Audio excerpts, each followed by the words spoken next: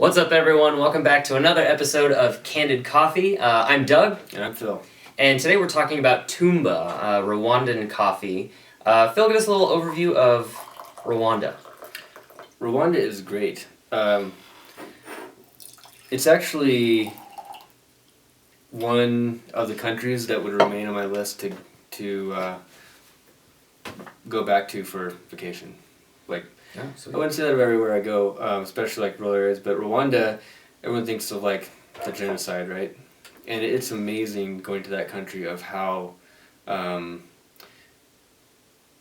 pointedly people have moved past that into like, let's be productive, let's be a leader in Rwanda, to the point where they're one of the most stable countries in Africa, and becoming one of the cores of the tech industry as it builds in Africa. The other thing about Rwanda that's interesting and directly related to coffee is how lush the country is. It's insanely, must be insanely good soil, because everywhere you see, people are growing tons of food everywhere. I've never seen a country like that. And when you drive into coffee producing regions in like Latin America or even other East African countries, you know when you're in it because it's all coffee.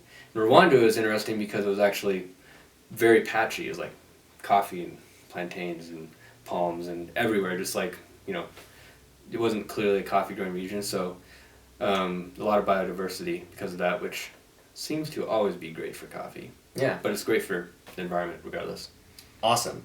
So this coffee comes from us from Venustre. We call him, well, he goes by Vincent, who owns the washing station right there.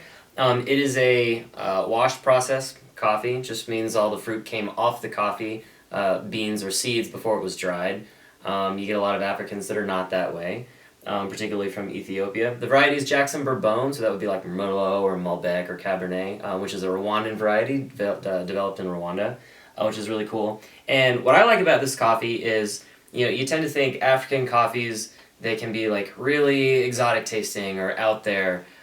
Very light, citric, jasmine-y, and like I love all of those things too. But or Kenyans can be winey or very citric or things like that. And some people, a lot of people that I know would be like, oh, I tend not to gravitate towards that. But if you're one of those people who's not, super turned on by all the exotic sort of flavors, I think this is an African coffee that is still very African. You can get some of those notes, but it's super approachable. It's the first thing you get is it's really sweet. It's full-bodied. And it does have like those nice red berry sort of notes too, but it's really balanced, and that's sort of where it fits in the lineup of Africans. So if you tend to gravitate towards like Latin American coffees, or if you're like, oh, well, I'm a dark roast drinker, I don't really like those lighter African coffees, I think you really would like this. You should give it a try. Again, like it's just really sweet, full, well structured. It goes really well in the lineup, and it's really cool to have, I think. Yeah, I agree. Yeah, it's definitely a full-bodied African coffee, very balanced. And I think that one of the things that stuck out to me when we were buying or bringing in this coffee, we're putting up kind of the price for it on the website, and it is one of our less expensive coffees. It's about $16 a pound, $16 for 12 ounces. And so one of the thoughts that stuck in my head that relate really well with Tumba is like, while this is, one of our entry price points in coffee, there is so much going on at this cooperative because of the price that we're able to give them. We oftentimes think of sustainability as kind of a vague or ambiguous idea, but like even being a $16 coffee for us, this is a coffee that we're paying $2 or more a pound over what they would normally get for coffee at Tumba or in Rwanda in general, and to the point where Vincent has been able to implement all kinds of really great programs, including like a subsidy program for equipment and farm supplies for the producers he works with, healthcare, multi-tiered pricing for their coffee based on quality. There's a dividend isn't quite the right word, but sort of like a dividend based on the overall success of the washing station that goes back to farmers. And so it really emphasizes to me that there's this like symbiotic relationship that keeps being proven as being real, where, you know, we find people like you that, you know, are willing to pay easily $16 for a 12-ounce bag of really great coffee.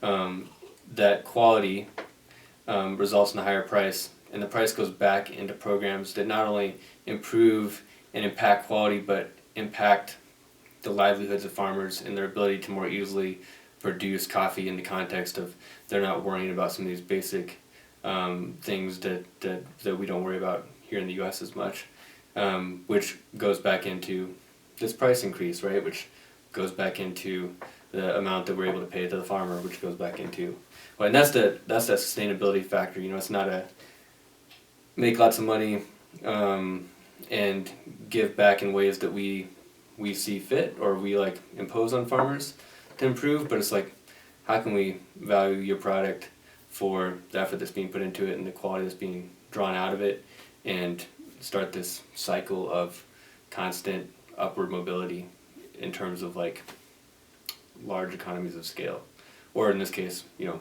medium economies of scale. Yes. So I think that's awesome with Tumba, and just his innovation around some of those programs is great. He's a forward-thinking guy, and just like underscores the idea that good coffee comes from good people. Yeah, definitely. And you can taste that in the cup. Like, even now, it's like getting...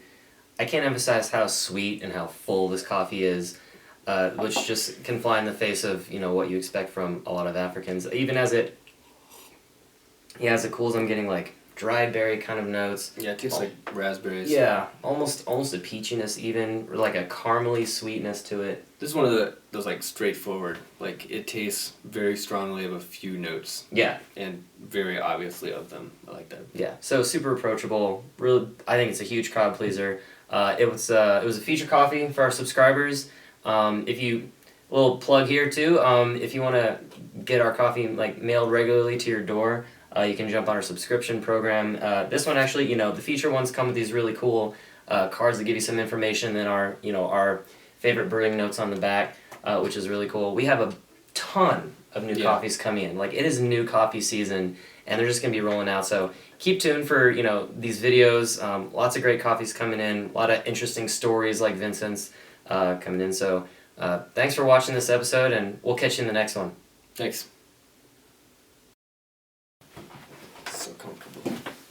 Super comfortable. I almost feel like I want these. No, I'm down. I feel like you're a little taller than me. Better. Are you ready? Yeah.